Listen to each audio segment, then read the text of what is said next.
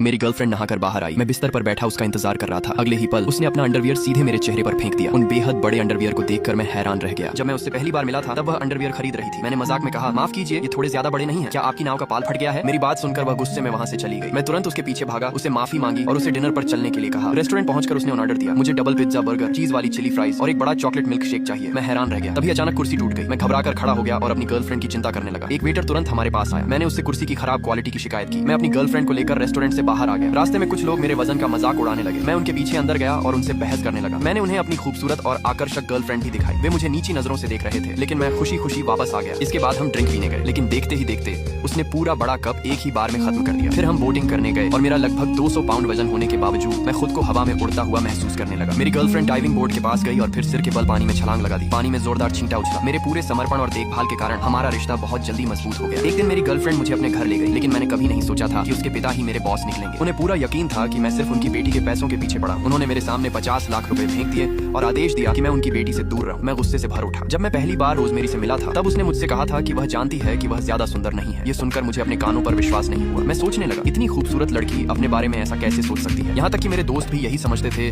कि मैं सिर्फ उसके पैसों के लिए उसके साथ हूँ। मैं इतना नाराज हो गया कि उसी समय उनसे सारे रिश्ते तोड़ दिए। मेरे एक दोस्त को एक गुरु मिले। गुरु ने पूरी सच्चाई बता दी। दरअसल उन्होंने मुझ पर एक जादू कर दिया था। उस जादू की वजह से मुझे हर भारी भरकम महिला फूल की तरह सुंदर दिखाई देती थी। गुरु ने उस जादू को तोड़ने का तरीका भी बताया। मेरे दोस्त ने तुरंत मुझे फोन किया और धीरे से वह मंत्र बता दिया। अचानक सब कुछ सामान्य हो गया। जो रिसेप्शनिस्ट कुछ पल पहले तक मुझे काफी आकर्षक लग रही थी, अब साफ दिखाई दे रहा था कि वह एक पुरुष था और मेरे बगल में एक भारी भरकम महिला बैठी हुई थी। मैंने चारों तरफ नजर दौड़ाई, लेकिन मेरी गर्लफ्रेंड कहीं दिखाई नहीं दी। तभी मेरा दोस्त मेरा हाथ पकड़कर मुझे रोक लेता है और पूरी सच्चाई बता देता है। मेरे सामने खड़ी वही भारी भरकम महिला मेरी गर्लफ्रेंड थी। मैं इस सच्चाई को स्वीकार नहीं कर पा रहा था। उस दिन मेरी गर्लफ्रेंड मेरे घर आई। मैंने घबराकर अपनी आंखें ढक ली। मैंने उसका असली रूप देख लिया था। मैंने बीमार होने का बहाना बनाया और उसे वापस भेज दिया। वह निराश होकर चली गई। फोन पर वह टूट गई। अधिकारी ने जमीन पर गिरी हुई टॉफी उठाई और उसे एक सैनिक के मुंह में ठूंस दिया। सैनिक को बहुत अपमान महसूस हुआ, लेकिन उसने कुछ नहीं कहा क्योंकि वह देश छोड़कर भागने की योजना बना रहा था। देर रात जब सभी सो गए, वह वेंटिलेशन के एक छेद से चुपचाप कैंप के बाहर निकल गया। इसके बाद वह पहले से खोदी गई सुरंग में घुसा और रेंगते हुए बाढ़ पार कर अंततः बारूदी सुरंगों वाले क्षेत्र तक पहुंच गया। उसने एक डंडे की मदद से हर बारूदी सुरंग की जगह चिन्हित की और उनसे बचने के लिए एक नक्शा बना लिया। सीमा को देखकर उसकी आंखों में उम्मीद चमक उठी। तभी अचानक एक धमाका हुआ। एक जंगली सुअर बारूदी सुरंग पर चढ़ गया था। सैनिक घबरा गया कि कहीं उसकी मौजूदगी का पता न चल जाए, इसलिए वह तुरंत वापस कैंप लौट आया। अगले दिन वह सैन्य आयोग के कार्यालय पहुंचा। मौका मिलते ही उसने दराज से एक पास निकाल लिया। फिर उसने फुर्ती से अपनी तस्वीर काटकर उस पर चिपका दी। उसने पास पर आधिकारिक मुहर की छाप उतारने की कोशिश की, लेकिन चाहे जितना दबाव डाला कोई निशान नहीं बना। इसलिए वह चुपके से अपने वरिष्ठ अधिकारी के कार्यालय में घुस गया। उसने एक पेन की मदद से बंद दराज खोली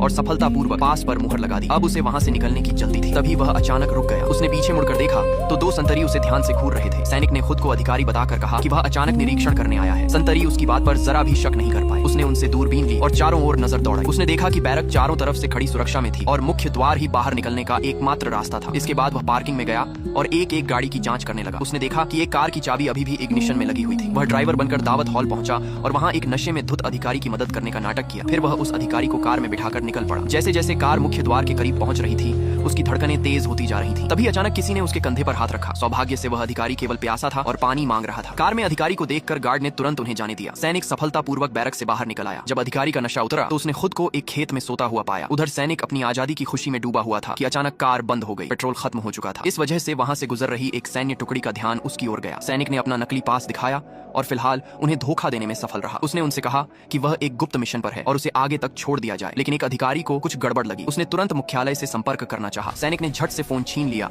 और फिर अधिकारी के हाथ से बंदूक भी छीन ली। एक पल में गाड़ी के अंदर भयंकर संघर्ष शुरू हो गया। कार नियंत्रण खो बैठी, सड़क किनारे लगे संकेत चिन्ह से टकराई और कई बार पलट गई। कुछ ही देर में पीछा करने वाली बड़ी सैन्य टुकड़ी वहां पहुंच गई और सैनिक को चारों तरफ से घेर लिया। सैनिक ने गोली लगने का नाटक किया और जमीन पर गिर पड़ा। तभी सैनिकों ने गोली चलाना बंद कर दिया और वहां से चले गए। उसने मौके का फायदा उठाया और पूरी ताकत से आगे दौड़ पड़ा। एक अधिकारी ने उसे देख लिया और तुरंत पीछा करने का आदेश दे दिया। कोई दूसरा रास्ता न देखकर सैनिक नदी में कूद गया और अंततः पीछा करने वालों से बच निकला। नदी की तेज धारा उसे बहाकर किनारे तक ले आई और वह बच गया। वह पूरी रात और फिर पूरा दिन लगातार दौड़ता रहा। आखिरकार वह सीमा तक पहुंच गया। उसने सीमा पर मौजूद संपर्क अधिकारी का संचार उपकरण उठाया और अपनी पहचान बताई। तभी वह अधिकारी भी उसके पीछे पीछे वहां पहुंच गया। सैनिक ने भागने की कोशिश की, लेकिन अधिकारी ने उसे गोली मार दी। फिर भी उसने असहनीय दर्द से